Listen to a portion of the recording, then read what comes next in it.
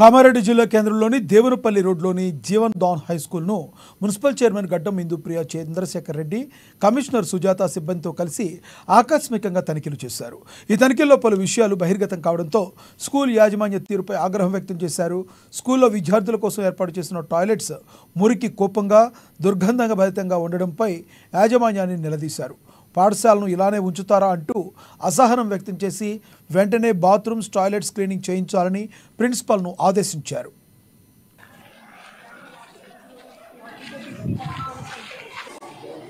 ఇక్కడ రెడ్లో వచ్చిందనుకోండి, లో ప్రెషర్ అంటే బయటికి రాదు. కానీ ఇక్కడ రెడ్కి వచ్చేసి హై ప్రెషర్ బ్లాస్ట్ అయ్యే ఛాన్సెస్ ఉంటాయి. జనరల్గా ఇక్కడ రెడ్కి రాదు. 100% ఇది అయిపోతుంది, అంటే వ్యాలిడిటీ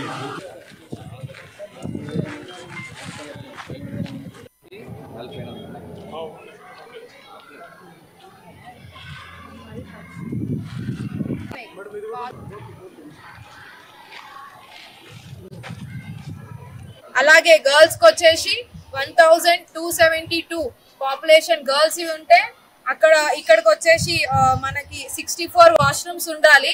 కానీ ప్రెసెంట్ చూసుకుంటే అయితే 40 వాష్రూమ్సే ఉన్నాయి. మరి ఇంత పెద్ద వ్యవస్థ, ఇంత పెద్ద స్కూల్ రన్ చేస్తున్నారు ప్రైవేట్ స్కూల్ జీవదాన్ స్కూల్ వాళ్ళు. మరి ఇన్ని ఇయర్స్ నుంచి కూడా ఏం చర్యలు తీసుకోకుండా మరి ఈ వాష్రూమ్స్ తోటి పిల్లలు చాలా ఇబ్బంది పడుతున్నారు. నేను వచ్చినప్పుడే 30 మెంబర్స్ పిల్లలు ఒకటేసారి లోపలికి వెళ్ళి యూరిన్ పోసుకోవడం జరుగుతుంది. దాని వల్ల కూడా చాలా ఇబ్బంది. అక్కడ బేషన్స్ లేవు, ఫస్ట్ కింద ఫ్లోర్ పైననే పోస్తున్నారు, చాలా ప్రాబ్లం ఫేస్ చేస్తున్నారు. అక్కడ ఒక అడ్జస్ట్ ఫ్యాన్ లేదు, హ్యాండ్ వాష్ లేదు.